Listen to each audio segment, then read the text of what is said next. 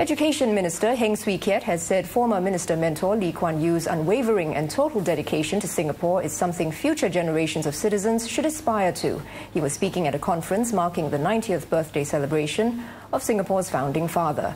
Mr. Heng was one of several who spoke today to discuss the thinking, some novel and controversial, behind Mr. Lee's strategies in bringing Singapore from third world to first.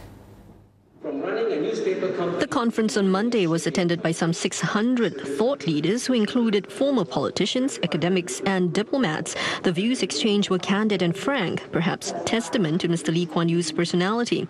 He's attracted his fair share of critics, and foreign participants didn't shy away from hard questions.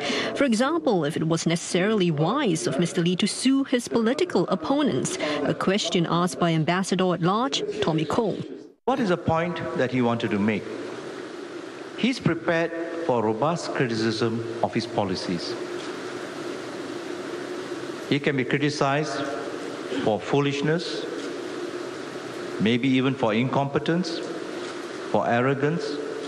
But if you alleged his integrity, say corruption, for example, he would want to demonstrate that that's a red line. You justify it.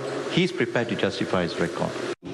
Participants also asked if Singapore can succeed without Mr. Lee. Several forum speakers pointed to one of Mr. Lee's fundamental beliefs, that for Singapore to prosper, it must be relevant and exceptional. And there is much to learn from the way Mr. Lee has navigated some of the country's challenges. For example, in turning adversity like the 1997-98 financial crisis to opportunity by revamping Singapore's financial system, or in Mr. Lee's single-minded focus in achieving results as seen in how he handled early problems related to the Singapore-China Suzhou Industrial Park partnership. Mr. Lee and his team analysed the issues from first principles and had the courage and conviction to do what was right and what would work for Singapore. Mr. Lee is an activist. He and his team would try, adapt and experiment to get on with the job of making Singapore a better home for all. In the same way, Mr. Heng said Singaporeans too should take inspiration from the courage and determination of Mr. Lee and his colleagues. At one point, things took an emotional turn when former President S.R. Nathan recalled Mr. Lee's gesture in the days when he was just a junior officer. I hurriedly put on a tie and jacket and rushed to the assignment.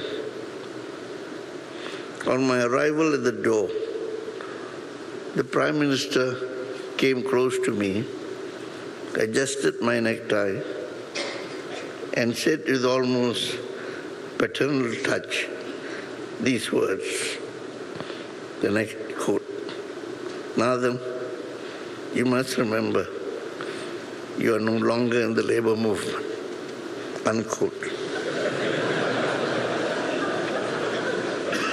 I was moved beyond words.